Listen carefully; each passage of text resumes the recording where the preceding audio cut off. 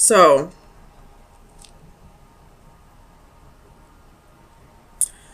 this is kind of saying uh, two different things here. That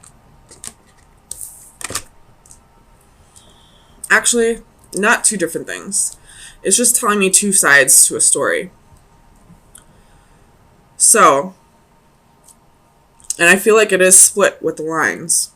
So we do have new love here. We do have either this is a new person or somebody from the past who's coming back as a new person. So we have this person up here who's no longer trying to get the upper hand, who's trying to be more fair, trying to think things through a little more, a little more justly. Justly? I don't know. And then we have this person down here who is trying to work through something that happened in the past. And that's why I'm saying this love may be somebody from the past who's coming back as a new love. So they're trying to let go of the past. And they're kind of getting frustrated with the process, not allowing it to just unfold the way it's naturally meant to unfold. They're trying to force forgiveness, trying to force healing, trying to force letting go of the past, when I feel like the divine, the universe, spirit, whatever you believe in, is trying to say this is a process that needs to be done slowly and steadily. So slow down, try to, keep your cool about the situation, try not to get too frustrated, try to show a little more compassion to the other person, but allow things to happen the way they're meant to happen. So let's get some clarifiers and see if that's really what's going on. Sorry, let me click out of here.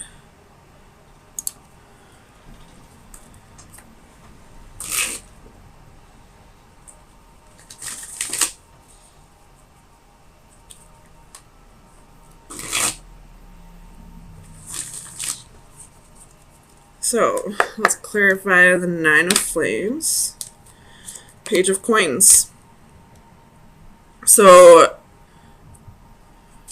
definitely trying to move forward, turn over a new leaf, start things a different way.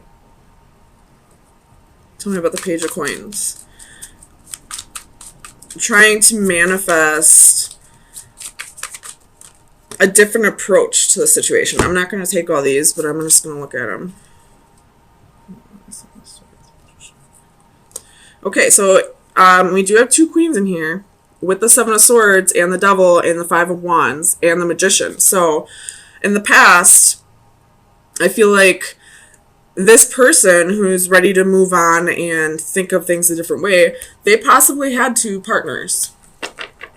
A Queen of Wands and a Queen of Pentacles. And with the Five of Wands and the Seven of Swords, this is, competition and deception. So there possibly was a third party situation here. And this person, whatever side of the spectrum you're on, Gemini, it could be vice versa, but I feel like this is the male and this is the female. But you're trying to look at things a different way, trying to, not be the person you were in the past. And this person's trying to allow that to happen, but I feel like they're rushing the process. They're not allowing the healing process to work naturally the way it should be. So this may be a slight tie-in to last week's reading, where it was this love can't come together until you both heal. I feel like somebody here has done quite a bit of healing in this last week and is ready to really work towards this partnership. And this person also has been doing a lot of healing, but is trying to rush the process along. Trying to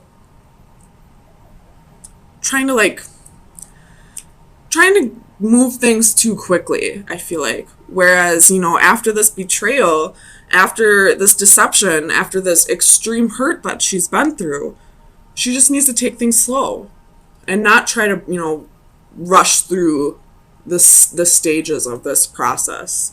Tell me about the Five of Orbs. Seven of Cups.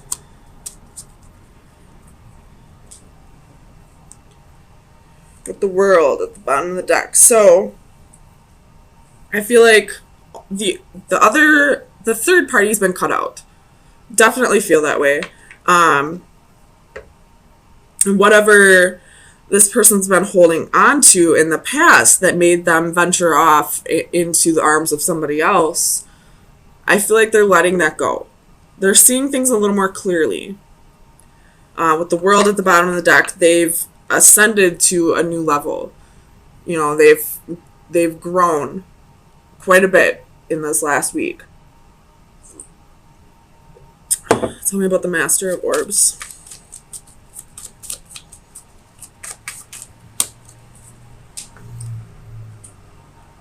Ace of Wands. So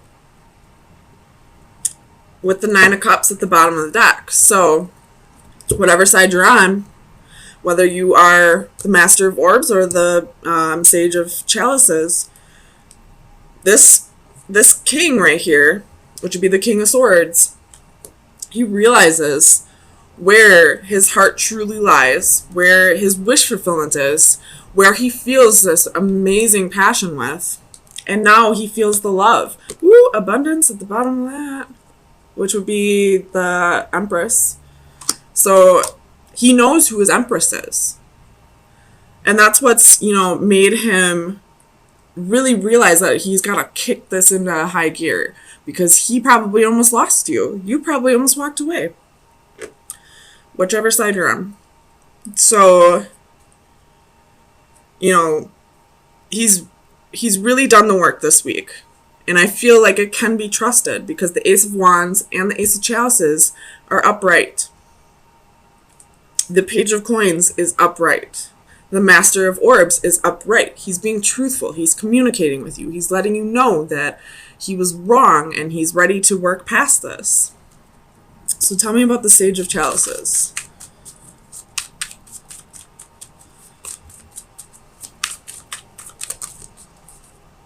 The Lovers at the bottom of the deck. There's Gemini coming through. So we have 10 of Coins, the World, 9 of Wands. So this queen definitely sees a future here and is not giving up. And I feel like because she sees the future, because she knows that where her heart truly lies, where she is meant to be, I feel like that's why she's kind of rushing this process along. Tell me about karma.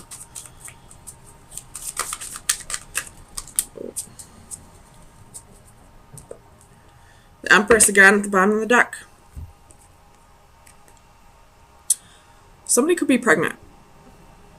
And that may be why we have the Sage of Chalices reversed, because the Queen of Cups reversed can be somebody who's emotionally imbalanced. And pregnancy causes emotional imbalances. We got the Ace of Chalices, Ace of Wands, the Empress twice. There may be a pregnancy. But with karma, we have the Knight of Wands and the Three of Cups. So definitely a third party situation. In the past. In the past, you guys. Don't freak out on this person. If there was a third party situation, this person more than likely told you about it. Because he is in the upright. The King of Swords in the upright does not lie. He communicates. So the karma is definitely, learning to forgive each other. She needs to forgive him. He needs to forgive himself. And both of you need to work past that. That's not the issue. You're both trying to work past that, and you're both doing well. It's just this queen, I feel like, is trying to push things on faster then it should go. Tell me about the adaptive crystals. The Empress. Why is she making it go faster? Because she's pregnant.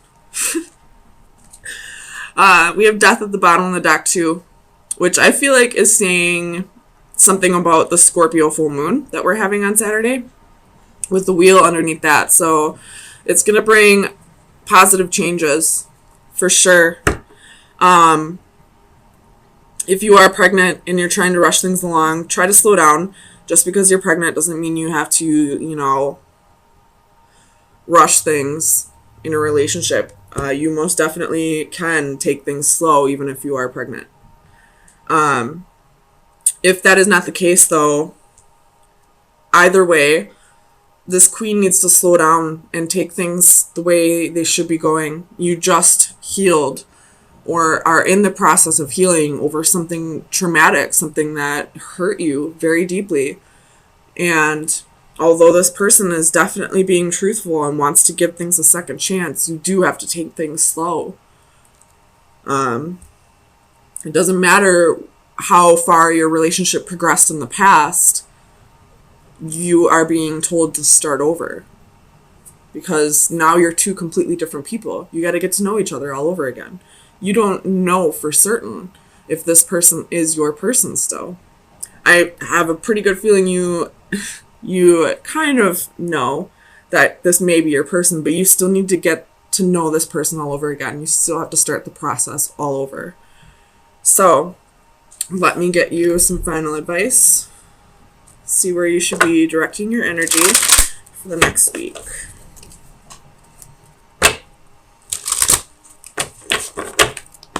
Final advice for Gemini. That was quick. Ooh, fears. Fears. So, you could be trying to rush, if you are this queen, you could be trying to rush things along because of fear. Or if you're this king, just know that this queen's fearing a little bit, possibly because of the betrayals. But it's all part of the it's all part of the healing process. So, just know that this person's working through fears right now. So, I'll read it straight out of here, though. Danger, fear. Avoiding danger is no safer in the long run than outright exposure. The fearful are caught as often as the bold. In the darkness, our fears feed from us and grow. Our imaginations nourish them and give them form. Didn't we see a spider at the beginning of this? And spiders are one of my hugest fears. Just saying. Our imaginations nourish them and give them form. In return, they can weaken us further or trigger our defenses. This scene, a clear take on a Little Red Riding Hood, reinforces the concept that danger may not always be obvious. It may be hidden or disguised. In some cases, we are utterly fooled or taken by surprise and will suffer the consequences, but very often we have a sense that all is not right, that something is out of place. Our basic instincts are triggered and our senses are alerted. Is this the time for caution or boldness? Is all as it should be? Is he all that he claims to be? Is the offer too good to be true? I can take this one of two ways here.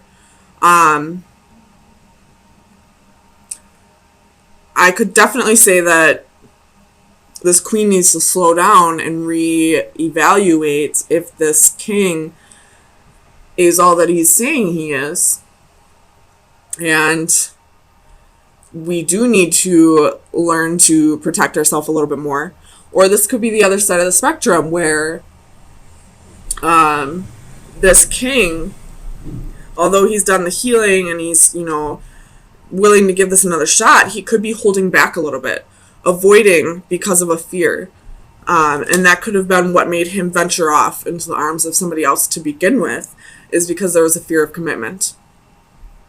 So I guess it's up to you to decipher whether you are the one who needs to set up boundaries or if you're the one who needs to, bring down the walls a little bit.